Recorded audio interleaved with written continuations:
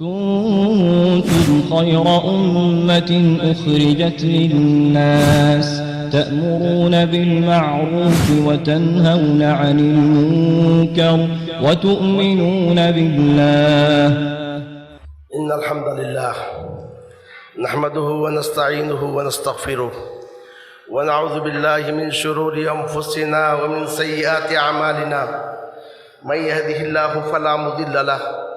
ومن يضلله فلا هادي له، وأشهد أن لا إله إلا الله وحده لا شريك له، وأشهد أن محمدًا عبده ورسوله. يا أيها الذين آمنوا اتقوا الله حق تقاته ولا تموتن إلا وأنتم مسلمون.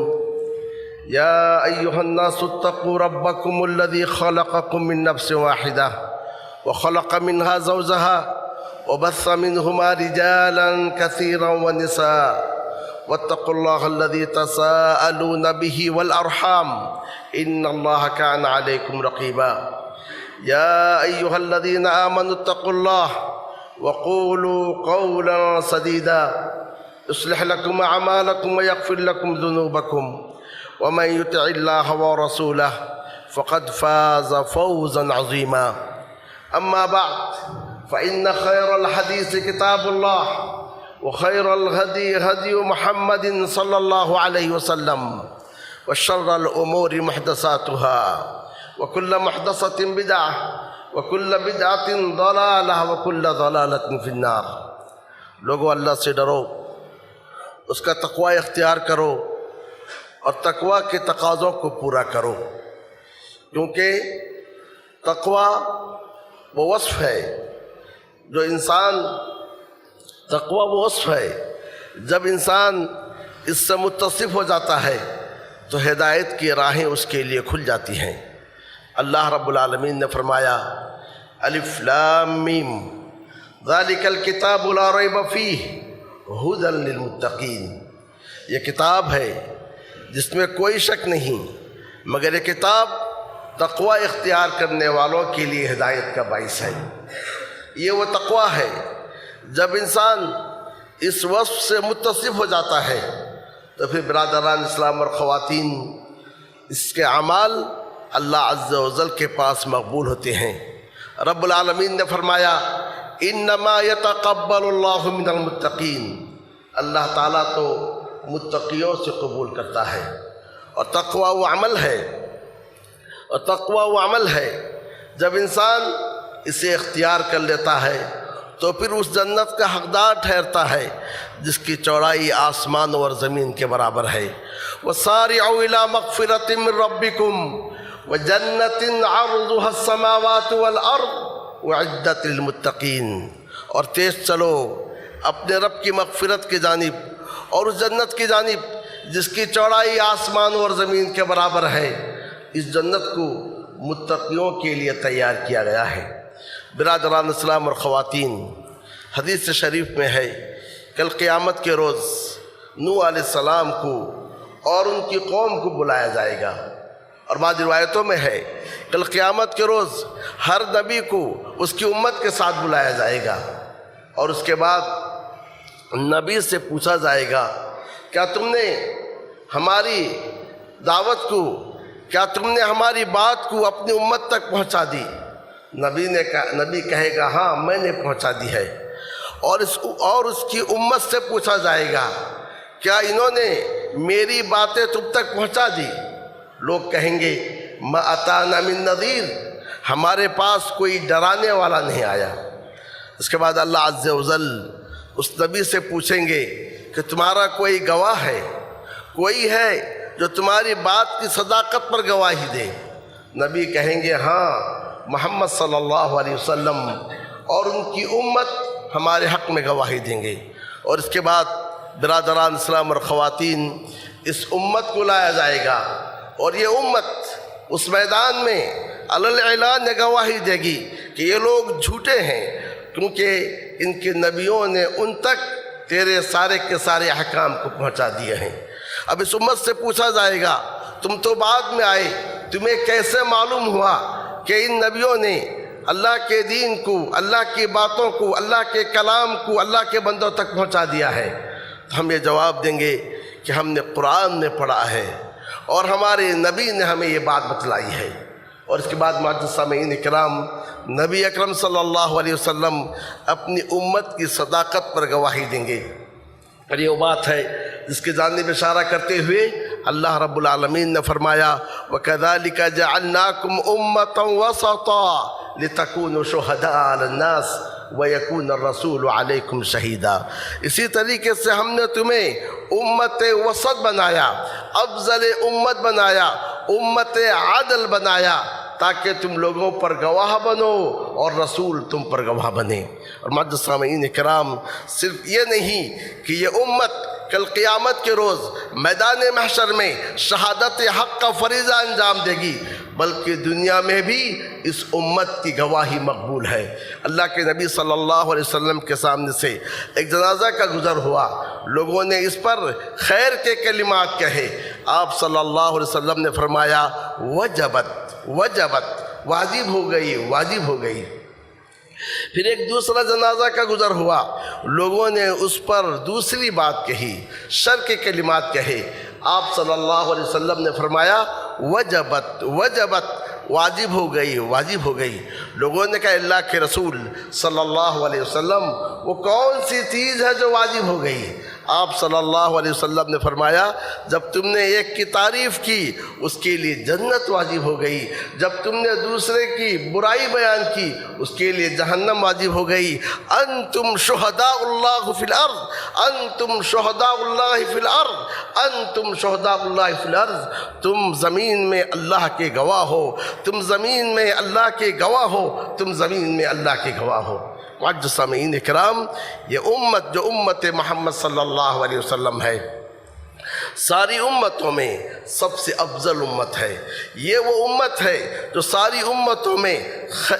یہ وہ امت ہے جو ساری امتوں میں اسے خیر امت کا لقب دیا گیا ہے۔ کنتم خیر امت اخرجت للناس، تم تو خیر امت ہو جسے لوگوں کے لیے پیدا کیا گیا ہے، بلکہ یہ امت عادلہ ہے۔ وَكَذَلِكَ جَعَلْنَاكُمْ أُمَّةً وَسَطًا، یہ وہ امت ہے جسے اللہ عز و جل نے ساری امتوں پر چن لیا ہے۔ هُوَ اجْتَبَاكُمْ وَمَا جَعَلَ عَلَيْكُمْ فِي الدِّينِ مِنْ حَرَجٍ، وہی اللہ ہے جس نے تمہیں چن لیا ہے۔ تو معزز سامعین کرام، صرف یہی بات نہیں بلکہ اللہ کے نبی صلی اللہ علیہ وسلم نے فرمایا جعلت امتی خیر الامم، میری امت کو خیر الامم بنایا گیا ہے۔ دوسری حدیث میں آپ صلی اللہ علیہ وسلم نے فرمایا انتم تتمون 70 امہ، کہ تم 70 امتوں پر تم بھاری ہو، 70 امتوں کی تم تکمیل کرنے والے ہو۔ ان 70 امتوں پر بھی اللہ عز و جل کے پاس سب سے افضل، سب سے اکرم اور بزرگی کے قابل تم ہی امت ہو۔ معزز سامعین کرام، وہ امت جو خیر امت ہے، وہ امت جو افضل امت ہے، وہ امت جو 70 امتوں پر بھاری ہے، وہ امت جسے اللہ عز و جل نے چن لیا ہے، آج اس امت کی کیا حالت ہے؟ یہ کوئی ڈھکی چھپی بات نہیں ہے۔ معزز سامعین کرام، خوف و ہراس سائے کے مانند اس کے تعاقب میں ہے۔ یہ وہ امت ہے، یہ وہ امت ہے جس پر آج اس کے ناکردہ گناہوں کی اسے سزا دی جا رہی ہے۔ یہ وہ امت ہے جس پر بے بنیاد اور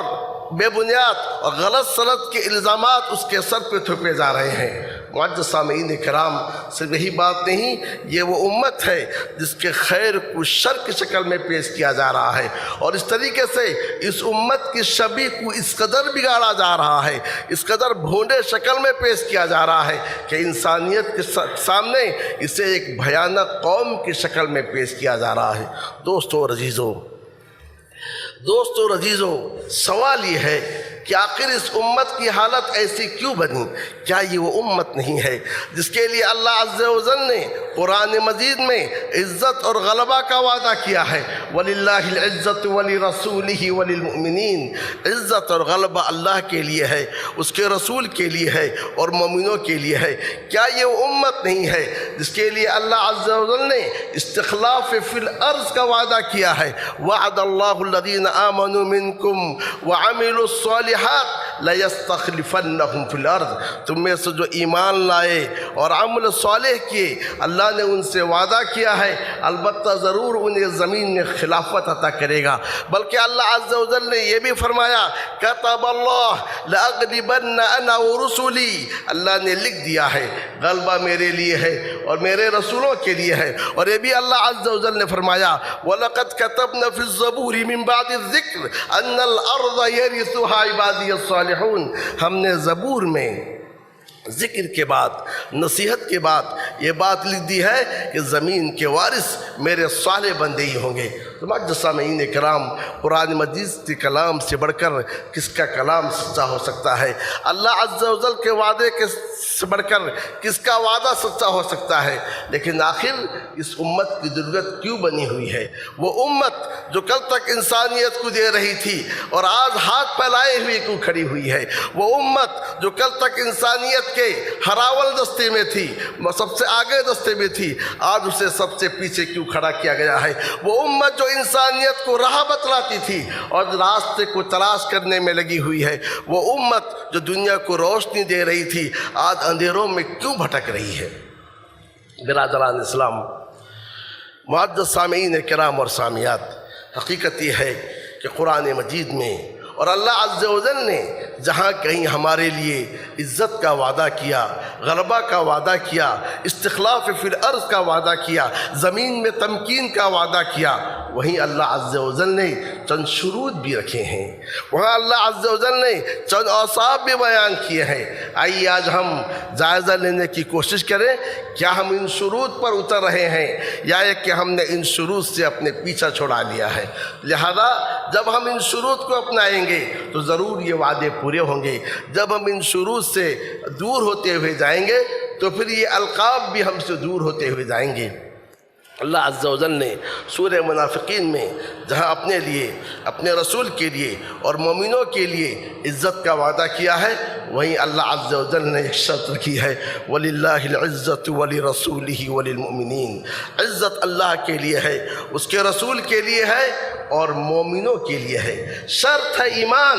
شرط ہے ایمان کہ ایمان اگر تمہارے اندر ہو، وہ ایمان جو انسان کے دل میں داخل ہو کر اس کے اعضاء اور جوارح میں انقلاب پیدا کر دے، وہ ایمان جب تمہارے اندر ہو تمہارے لیے ہی عزت ہے، تمہارے لیے ہی غلبہ ہے، تم ہی سر اٹھا کر جیو گے اور تمہاری بات ہی سنی جائے گی۔ معزز سامعین کرام، ہم نے کیا کیا؟ ہم ایمان کے بحث میں الجھ گئے۔ کسی نے کہا ایمان صرف تصدیق کا نام ہے، اقرار و عمل کا اس سے کوئی تعلق نہیں۔ کسی نے کہا ایمان سے معرفت جان لینے کا نام ہے، تصدیق اور اقرار عمل کا اس سے کوئی تعلق نہیں۔ کسی نے کہا ایمان صرف اس کا نام ہے، تصدیق کر لو، زبان سے اقرار کر لو، چاہے عمل جیسے بھی کیوں نہ ہو۔ معزز سامعین کرام، ہم ان بحثوں میں الجھ کے رہ گئے اور ایمان سے دور ہو گئے، جبکہ اللہ عز و جل نے جہاں ایمان کو ہماری عزت کے لیے، ہمارے غلبہ کے لیے شرط قرار دیا، وہیں اللہ عز و جل نے فرمایا فَإِنْ آمَنُوا بِمِثْلِ مَا آمَنْتُمْ بِهِ فَقَدِ اهْتَدَوْا، اگر وہ ایمان لائے جیسا کہ اے صحابہ تم ایمان لائے ہو تو پھر وہ ہدایت پائیں گے۔ تو سوال یہ ہے صحابہ کرام کی عملی زندگی، ایمانی زندگی ہمارے سامنے موجود ہے، کیا ہمارا ایمان ویسا ہی ہے جیسا کہ صحابہ کرام کا ایمان تھا؟ معزز سامعین کرام، اگر ہم ایمان کے اس تقاضے کو پورا کرتے ہیں تو عزت و غلبہ کوئی زیادہ دور نہیں، ہمارے سروں پر کھڑی ہے، پھر وہ پلٹ کر آنے والی ہے۔ اسی لیے کسی نے کہا ما سبقکم ابو بکر بکثرت صلاۃ ولا صیام ولکن شیء وقر فی القلب وصدقہ العمل،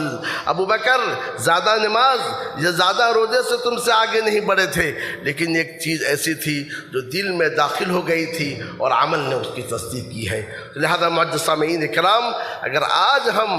اپنی پچھلی تاریخ کو لوٹانا چاہتے ہیں اور آج اگر ہم حاکم بن کر زندگی گزارنا چاہتے ہیں، آج اگر زمین میں استخلاف چاہتے ہیں، آج اگر اپنے خوف و ہراس کو امن میں بدلنا چاہتے ہیں، آج اگر ہم زمین میں اپنے دین کی تمکین چاہتے ہیں، تو شرط اس بات کی ہے کہ اپنے اندر ایمان پیدا کریں، وہ ایمان پیدا کریں جو ایمان کے صحابہ کے دل میں موجود تھا، وہ ایمان جس سے کہ صحابہ کرام متصف تھے۔ تو پھر دیکھیے اللہ عز و جل کے وعدے کس انداز سے ثابت ہوتے جاتے ہیں۔ اور اس طریقے سے معزز سامعین کرام، دوسرا وصف جس کا اللہ عز و جل نے ان وعدوں کے ساتھ جنہیں مقید کیا ہے وہ یہ ہے وعد اللہ الذین آمنوا منکم وعملوا الصالحات، اللہ نے وعدہ کیا ہے تم میں سے جو ایمان لائے اور عمل صالح کیے۔ آج اپنے اعمال کا جائزہ لیجئے، صبح سے لے کر رات کو سونے تک، پیدائش سے لے کر وفات تک، شادی بیاہ کا مسئلہ ہو، ختنے کا مسئلہ ہو، ولادت کا مسئلہ ہو، عقیقے کا مسئلہ ہو، یا کہ باہمی رسم و رواج کا مسئلہ ہو، اپنے اعمال کو دیکھیے، نماز کا مسئلہ ہو، روزے کا مسئلہ ہو، زکوٰۃ کا مسئلہ ہو، حج کا مسئلہ ہو، بیع و شراء کا مسئلہ ہو، قرض کا مسئلہ ہو، اور اس طریقے سے دیگر معاملات ہو، تو ہمارا عمل کیسا عمل ہے؟ کیا ہمارا عمل صالح ہے یا کہ عمل صالح سے ہٹ کر ہمارا عمل ہے؟ معزز سامعین کرام، فضیل ابن عیاض رحمہ اللہ سے پوچھا گیا تھا کہ ما العمل الصالح، عمل صالح کیا ہے؟ تو فضیل ابن عیاض نے اس کے جواب میں کہا تھا اخلصہ و اصوبہ، عمل صالح وہ ہے جو خالص اللہ عز و جل کے لیے ہو، اور عمل صالح وہ ہے جو رسول اکرم صلی اللہ علیہ وسلم کی تعلیمات کے مطابق ہو۔ نبی اکرم صلی اللہ علیہ وسلم نے واضح انداز سے فیصلہ کر دیا کہ من عمل عملا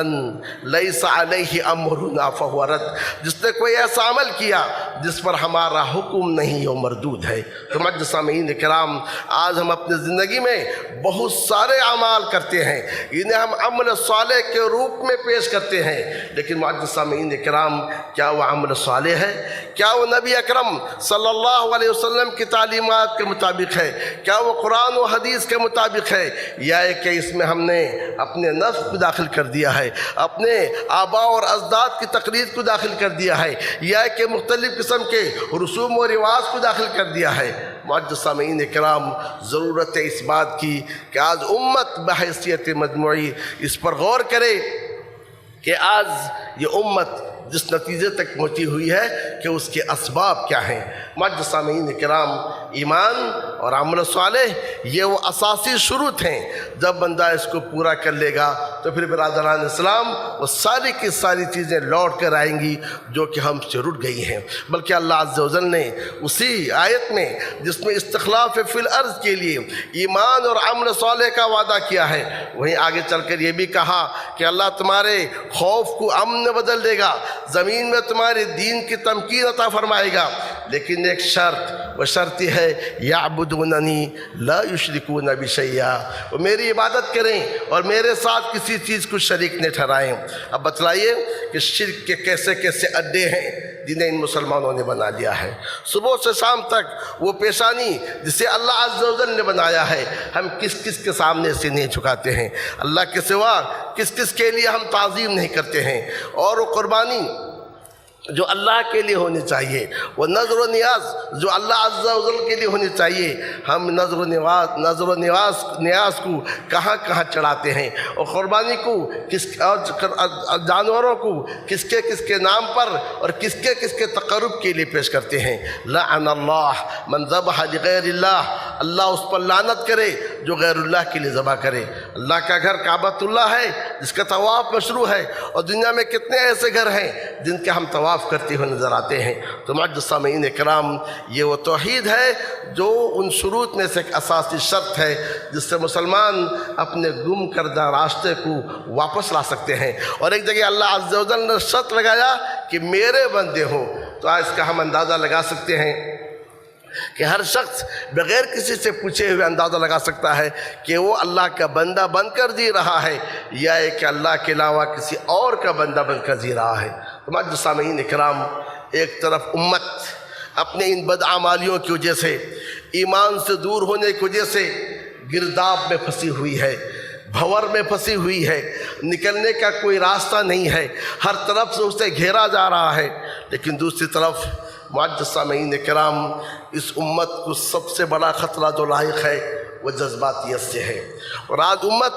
ان جذباتیت کی وجہ سے پھنستے ہوئے چلے جا رہی ہے۔ ہماری قیادت جس قدر اس امت کو گرداب سے بھور سے نکالنے کی کوشش کر رہی ہے، تو ہمارے نوجوان اور ہمارے ناسمجھ لوگوں کی جذباتیت کی وجہ سے یہ امت گرداب میں اور بھی پھنستے ہوئے چلے جا رہی ہے۔ برادران اسلام اور خواتین، حق کے خلاف طوفان کا آنا یہ اللہ عز و جل کی سنت ہے۔ وَكَذَلِكَ جَعَلْنَا لِكُلِّ نَبِيٍّ عَدُوًّا مِّنَ الْمُجْرِمِينَ وَكَفَىٰ بِرَبِّكَ هَادِيًا وَنَصِيرًا۔ ہر نبی کے لیے ہم نے مجرمین میں سے دشمن بنائے ہیں، ہدایت دینے کے لیے، نصرت کے لیے تیرا رب ہی کافی ہے۔ لیکن معزز سامعین کرام، ان طوفانوں کا مقابلہ ہم کیسے کریں گے؟ اپنے جذبات سے کریں گے یا کہ جیسے ہم چاہیں ویسے کریں گے؟ برادران اسلام، آج بعض ناسمجھ لوگوں کی کارستانی کی وجہ سے پوری کی پوری امت مصیبت میں پڑی ہوئی ہے، بغیر تمیز کیے ہوئے کہ یہ کس مسلک سے متعلق ہے، وہ کس مسلک سے متعلق ہے، یہ کس فرقے کا ہے، وہ کس فرقے کا ہے۔ پوری کی پوری امت کو آج جس الزام میں ملوث کیا جا رہا ہے، وہ الزام آپ سب جانتے ہیں، دہشت گردی کا ہے کہ چند افراد کی کارستانی کی وجہ سے ساری کی ساری امت کو پکڑا جا رہا ہے اور امت کے خلاف فضاؤں کو مسموم کیا جا رہا ہے۔ تو جذباتیت سے طوفانوں کا مقابلہ نہیں ہوتا ہے، جذباتیت سے آندھیوں کا مقابلہ نہیں ہوتا ہے، بلکہ معزز سامعین کرام، اسلام اور مسلمانوں کے خلاف جو ہر طرف سے آندھیاں آ رہی ہیں، طوفان آ رہے ہیں، ان کا مقابلہ کرنے کی ایک ہی صورت ہے، وہ یہ ہے کہ الرجوع الی کتاب اللہ و سنت رسولی، اللہ کی کتاب اور اس کے رسول صلی اللہ علیہ وسلم کی سنت کی جانب لوٹا جائے۔ عمر ابن خطاب رضی اللہ تعالیٰ عنہ نے فرمایا تھا، اعزنا اللہ بالاسلام ومہما تطلبون العزت بغیرہ اذلکم اللہ۔ اللہ نے ہمیں اسلام کے ذریعے عزت دی ہے، تم اس کو چھوڑ کر کسی اور کے ذریعے عزت طلب کرو گے، اللہ تمہیں ذلیل کرے گا۔ صلح حدیبیہ کا واقعہ ہمارے پس منظر میں موجود ہے۔ معزز سامعین کرام، معاہدہ لکھا گیا، بظاہر معاہدے کے شروط ایسے تھے کہ مسلمانوں کے خلاف جا رہے تھے، کفار کے حق میں جا رہے تھے، لیکن شروط لکھا گیا، نبی اکرم صلی اللہ علیہ وسلم نے اس پر اپنے دستخط کو ثبت کر دی، اور شروط معاہدہ کے موقع پر کفار نے جو تقاضے کیے، نبی اکرم صلی اللہ علیہ وسلم نے ان تقاضوں کو قبول کر لیا، جبکہ وہ چاہ رہے تھے بسم اللہ کے ساتھ الرحمن الرحیم نہ ہو، وہ یہ چاہ رہے تھے محمد کے ساتھ رسول اللہ کا لفظ نہ ہو، گرچہ علی ابن ابی طالب نے مٹانا نہیں چاہا، مگر اللہ کے نبی صلی اللہ علیہ وسلم نے کہا بتلاؤ وہ الفاظ کہاں ہیں، آپ نے اپنی انگلی سے اسے مٹا دیا۔ لیکن برادران اسلام، جب معاہدے لکھ دیے گئے اور اس پر دستخط ثبت ہو گئے، عمر رضی اللہ تعالی عنہ طیش میں آ گئے، جذبات میں آ گئے، کہا اللہ کے رسول صلی اللہ علیہ وسلم، کیا یہ بات نہیں ہم حق پر ہیں یہ باطل پر ہیں؟ کیا یہ بات نہیں ہمارے لیے جنت ہے ان کے لیے جہنم ہے؟ کہا بالکل صحیح۔ کہا اللہ کے رسول لماذا نقبل الدنیۃ فی دیننا، ہم اپنے دین میں اس کمزوری کو کیوں قبول کریں گے، ہم جھکیں گے کیوں؟ برادران اسلام، جب کوئی جواب نہیں ملا، ابوبکر صدیق رضی اللہ تعالیٰ عنہ کے پاس آتے ہیں، کہتے ابو بکر کیا یہ بات نہیں ہم حق پر ہیں یہ لوگ باطل پر ہیں؟ کیا یہ بات نہیں ہمارے لیے جنت ہے ان کے لیے جہنم ہے؟ کہا بالکل صحیح ہے۔ کہا پھر معاہدہ ایسا کیوں کیا گیا؟ ایسے معاہدے پر تم راضی کیوں ہو گئے جس معاہدہ میں ہمارے لیے جنات ہے، ہمارے لیے ذلت ہے، ہمارے لیے پستی ہے؟ کہا ابوبکر صدیق رضی اللہ تعالیٰ عنہ نے کہ اللہ کے رسول ہیں، یہ اللہ کے رسول ہیں، اللہ کے رسول نے اپنے دستخط کو ثبت کیا ہے، اللہ کے رسول نے اس معاہدہ کو قبول کیا ہے، تو لہذا اس پر راضی ہو جاؤ۔ معزز سامعین کرام، ایک طرف جذباتیت تھی اور دوسرے جانب اللہ اور اس کے رسول کے سامنے اپنے سر کو جھکانا تھا۔ نتیجہ یہ ہوا، آپ صلی اللہ علیہ وسلم حدیبیہ سے لوٹ رہے تھے، یہ آیت نازل ہوئی، اِنَّا فَتَحْنَا لَكَ فَتْحًا مُبِينًا، اے نبی ہم نے آپ کو فتح مبین عطا کیا ہے۔ لوگ پریشان تھے، اس میں تو مسلمان جھک گئے، اس میں تو مسلمان کی کمزوری آئی ہے، لیکن اللہ عز و جل نے اس سے فتح مبین قرار دیا، اور تاریخ اس بات پر گواہ ہے، صرف 2 سال کی بات تھی، اس معاہدے کی وجہ سے لوگ اس 2 سال میں اس قدر اسلام میں داخل ہوئے کہ اس سے پہلے کی مدت میں لوگ اس قدر اسلام میں داخل نہیں ہوئے تھے، اور اسی کے ساتھ مکہ بھی فتح ہو گیا۔ تو لہذا معزز سامعین اکرام، ضرورت ہے اس بات کی کہ ہمارے نوجوان اور ہماری وہ بڑی عمر کے لوگ جو ناسمجھی کا شکار ہوتے ہیں اور بغیر سوچے سمجھے غلط سلط بیان دیتے ہیں، غلط سلط حرکت کرتے ہیں، امت کو بھنور اور گردار میں پھنساتے ہیں، ضرورت ہے اس بات کی کہ ہم اس موقع پر، اس نازک موقع پر، اس نازک موڑ پر یہ دیکھیں کہ ایسے موقع پر قرآن و سنت کی ہمارے لیے تعلیمات کیا ہیں۔ اللہ کے نبی صلی اللہ علیہ وسلم نے 13 سال مکے میں زندگی گزاری ہے، 10 سال مدینہ طیبہ میں زندگی گزاری ہے۔ شروع کے دور میں یہود مکہ مدینہ طیبہ میں تھے، آپ صلی اللہ علیہ وسلم کی یہ ساری کی ساری زندگی ہمارے لیے نمونہ ہے، ہمارے لیے اسوہ ہے۔ کتنے ایسے موقع آئے، عمر ابن خطاب رضی اللہ تعالیٰ عنہ نے اللہ کے رسول صلی اللہ علیہ وسلم سے فرمایا، اے اللہ کے رسول آپ حکم دیں فلاں کے گردن کو میں اس کے جسم سے جدا کر دوں۔ کبھی آپ صلی اللہ علیہ وسلم نے ان کے جذبات کو روکتے ہوئے کہا، اے عمر لوگ کیا کہیں گے، ان محمدً یقتل اصحابہ، کہ محمد اپنے ساتھیوں کو قتل کر رہا ہے۔ واقعہ افک آپ کے سامنے ہے، کس انداز سے اللہ کے رسول صلی اللہ علیہ وسلم 1 ماہ تک پریشان رہے اور کس طریقے سے ماں ام المومنین عائشہ رضی اللہ تعالیٰ عنہ پر الزامات کے تومار لاد دیے گئے اور کس انداز سے مدینے کے فضا کو مسموم کیا گیا، حتیٰ کہ نبی اکرم صلی اللہ علیہ وسلم نے لوگوں سے کہا کون مجھے ابی بن کعب سے نجات دے گا، راحت پہنچائے گا۔ معزز سامعین کرام، اس قدر پریشانی کے باوجود جب آیت نازل ہوئی اور لوگوں کو تو سزا دی گئی لیکن ابی بن کعب کو سزا نہیں دی گئی۔ جب کہا گیا کیوں نہ اس کے گردن کو اڑا دیا جائے، آپ صلی اللہ علیہ وسلم نے ایک بڑے فتنے کی جانب اشارہ کیا اور کہا کہ لوگ کہیں گے محمد تو اپنے ساتھیوں کو قتل کر رہا ہے۔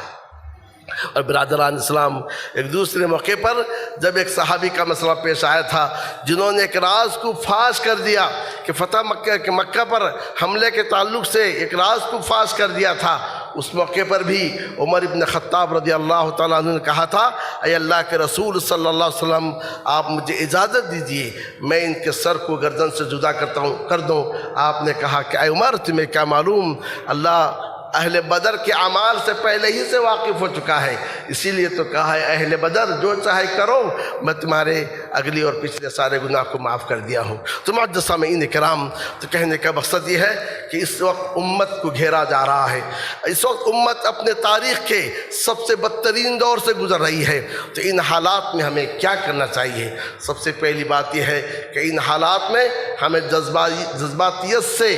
جلد بازی سے مکمل عاری ہو کر، جذباتیت کو چھوڑ کر ہمیں یہ چاہیے کتاب اللہ اور سنت رسول اللہ کی جانب لوٹیں۔ ہمیں یہ چاہیے کہ ہماری بلندی کے لیے، ہماری عزت کے لیے، ہمارے غلبہ کے لیے اللہ عز و جل نے جو شروط رکھے ہیں ان شروط کی ہم تکمیل کریں، اور ہمیں یہ چاہیے ہم عملی طور پر اسلام کو پیش کریں کہ لوگ ہمیں دیکھ کر کہیں یہ ہے مسلمان اور یہ ہے اسلام۔ صحیح بات تو یہ ہے آج مسلمان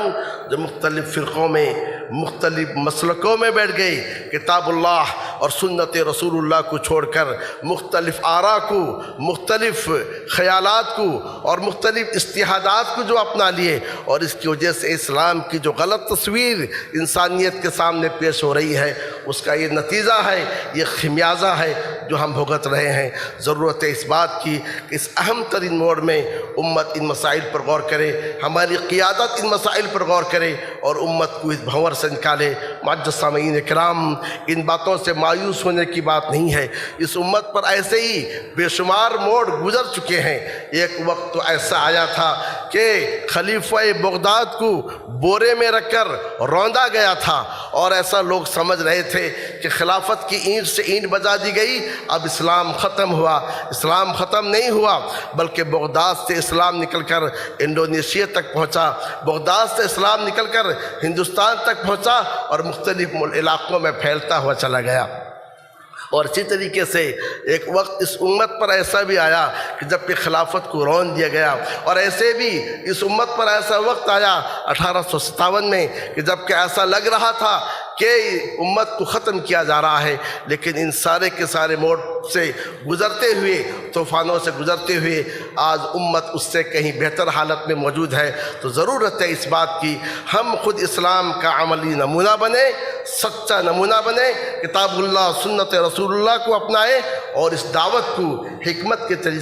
کے ساتھ، بصیرت کے ساتھ لوگوں تک پہنچائیں، اور ہماری وہ اولاد جو اسلام کی تعلیم سے بے بہرا ہو رہی ہے اور ایسی تعلیم پر پروان چڑھ رہی ہے جس کا کتاب اللہ اور سنت رسول اللہ سے کوئی تعلق نہیں ہے، ایسا نظم پیدا کریں جس سے ہمارے بچے شروع سے ہی کتاب اللہ اور سنت رسول اللہ پر ان کی پروان چڑھے۔ اسی لیے ہمارے سلف بچے کو جب بولنا سیکھتا تھا تو کہتے تھے کہو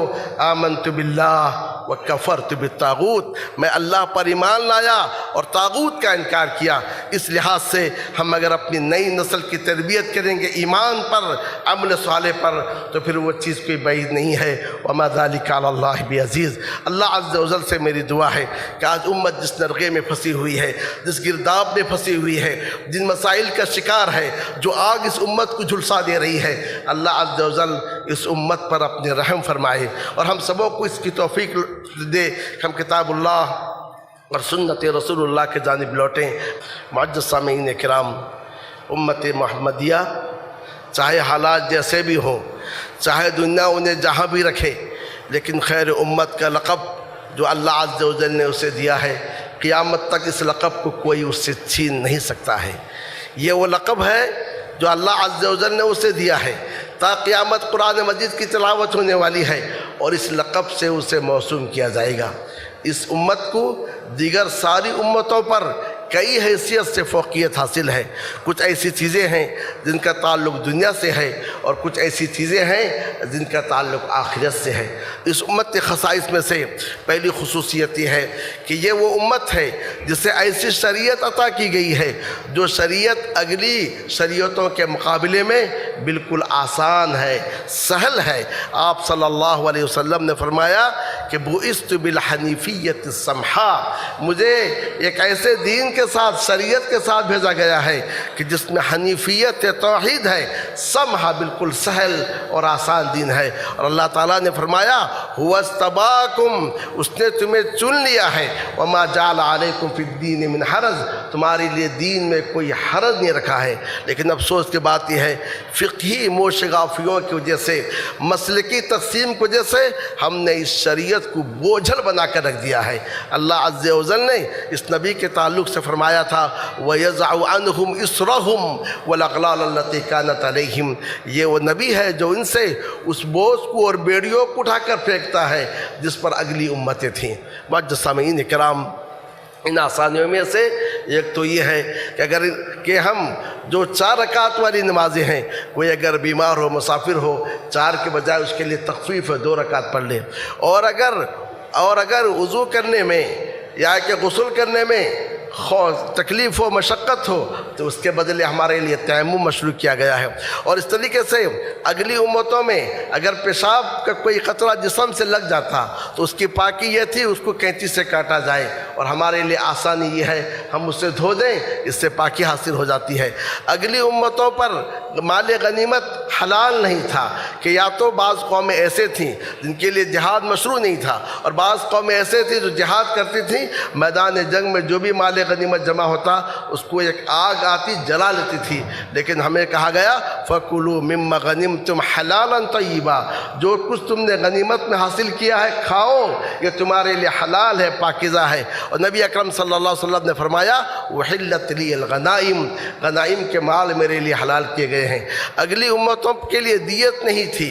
لیکن اس امت کے لیے دیت ہے۔ ذَلِكَ تَخْفِيفٌ مِّن رَبِّكُمْ وَرَحْمَةٌ، یہ تمہارے رب کے جانب سے تخفیف اور رحمت ہے۔ اور اسی طریقے سے معزز سامعین کرام، اگلی امتیں عبادتیں اپنے خاص گھر میں کرتی تھی جو عبادتوں کے لیے بنائی جاتی تھیں، لیکن اس امت کے لیے تخفیف یہ ہے جعلت لی الارض مسجدا وطہورا، میرے لیے زمین کو مسجد بنا دی گئی ہے، جہاں کہیں نماز کا وقت ہو آدمی نماز پڑھ لے، اور پاکی حاصل کرنے کا ذریعہ یعنی اگر پانی نہیں ہے تو مٹی سے تیمم کر کے یہ امت پاکی بھی حاصل کر سکتی ہے۔ تو دیکھا آپ نے اس امت کے اندر کیسی آسانیاں ہیں جو کہ دوسری امت میں نہیں ہے۔ اور دوسری خصوصیت یہ ہے کہ یہ امت ہے جسے کامل مکمل دین دیا گیا ہے، اور یہ چیز اگلی امتوں کو حاصل نہیں تھی۔ امیر المؤمنین عمر بن خطاب رضی اللہ تعالیٰ عنہ کے زمانے میں ایک یہودی عالم نے کہا کہ انکم تقرؤون فی کتابکم آیہ، تم اپنی کتاب میں ایک ایس آیت کو پڑھتے ہو، اگر ہم یہود پر یہ آیت نازل ہوتی ہم اس روز کو عید منا لیتے۔ وہ امیر المومنین نے کہا وہ کون سی آیت ہے؟ کہا الیوم اکملت لکم دینکم۔ امیر المومنین نے کہا میں جانتا ہوں وہ آیت کہاں نازل ہوئی، کس روز نازل ہوئی؟ کہا جمعہ کے روز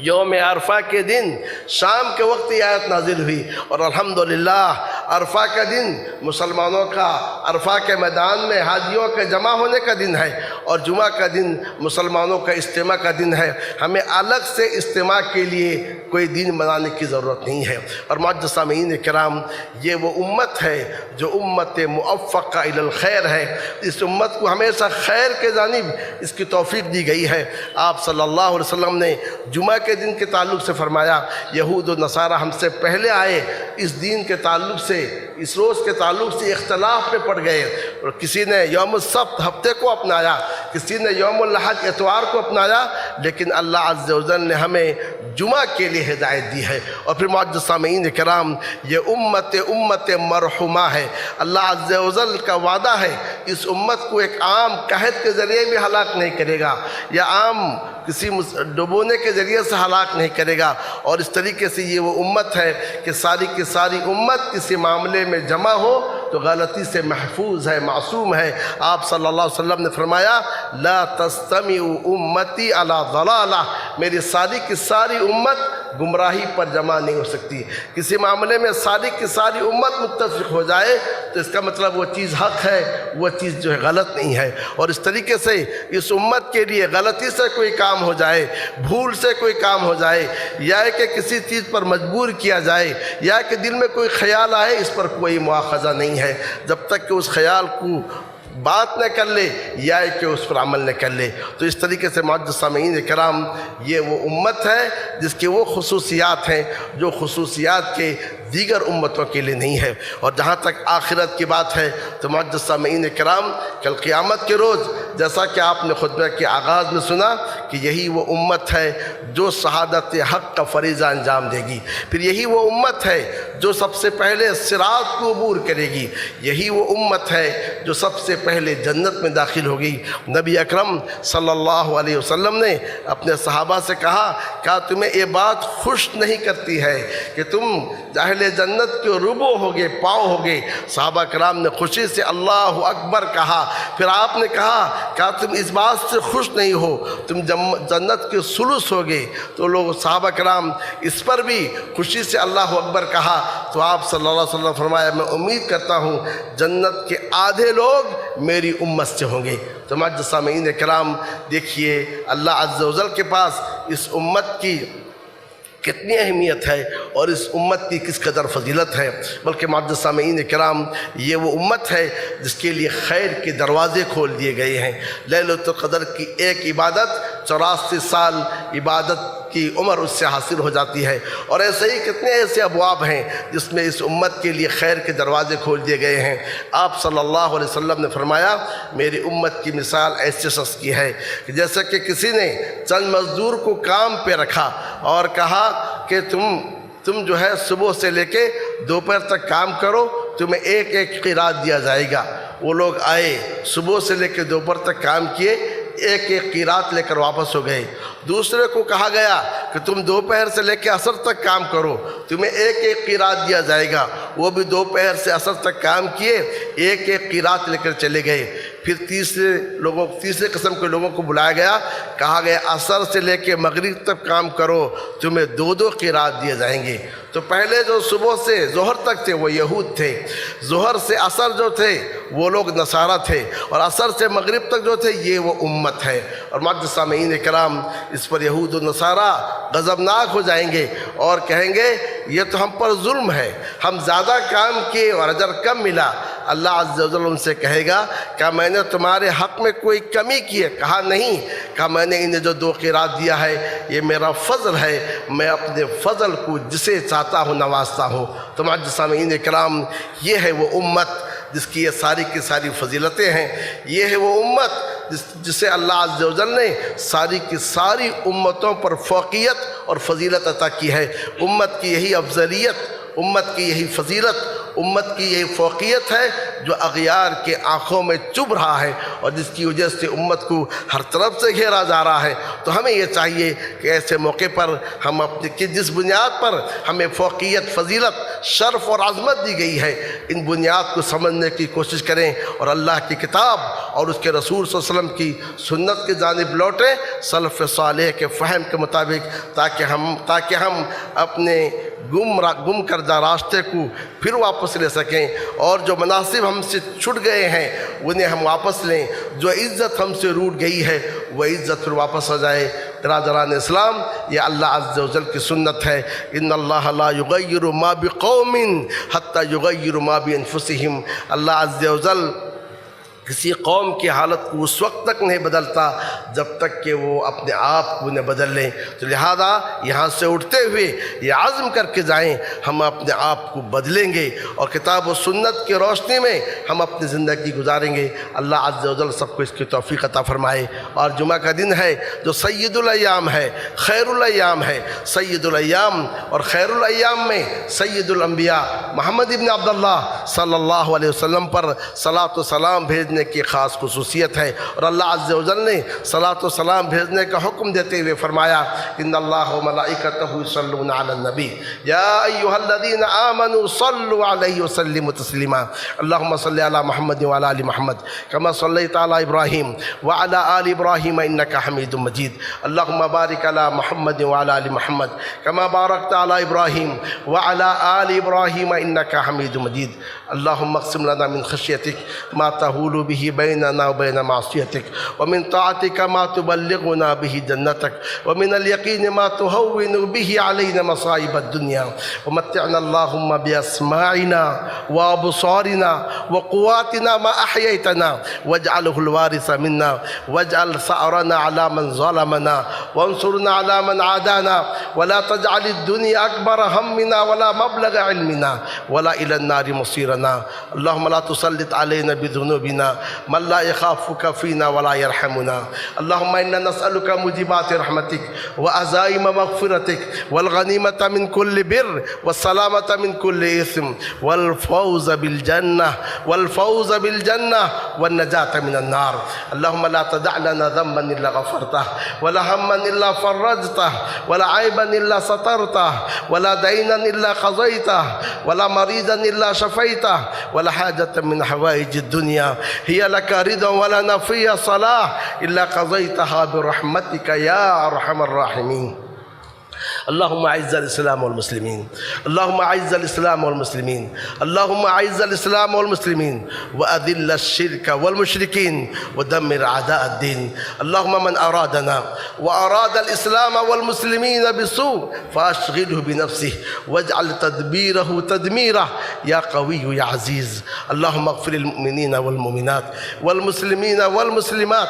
الاحياء منهم والاموات انك سميع مجيب الدعوات اللهم إنا نسألك الهدى والتقى والعفاف والغنى اللهم إنا نسألك الخير كله عاجله وآجله ونعوذ بك من الشر كله عاجله وآجله اللهم إنا نسألك من خير ما سألك به حبيبك ونبيك محمد صلى الله عليه وسلم ونعوذ بك من شر ما استعاذك به حبيبك ونبيك محمد صلى الله عليه وسلم ربنا آتنا في الدنيا حسنة وفي الآخرة حسنة وقنا عذاب النار عباد الله رحمكم الله إن الله يأمر بالعدل والإحسان وإيتاء ذي القربى وينهى عن الفحشاء والمنكر والبغي يعظكم لعلكم تذكرون اذكروا الله يذكركم وادعوه يستجب لكم ولذكر الله تعالى أعلى وأولى وأعز وأجل وأعظم وأكبر وأقم الصلاة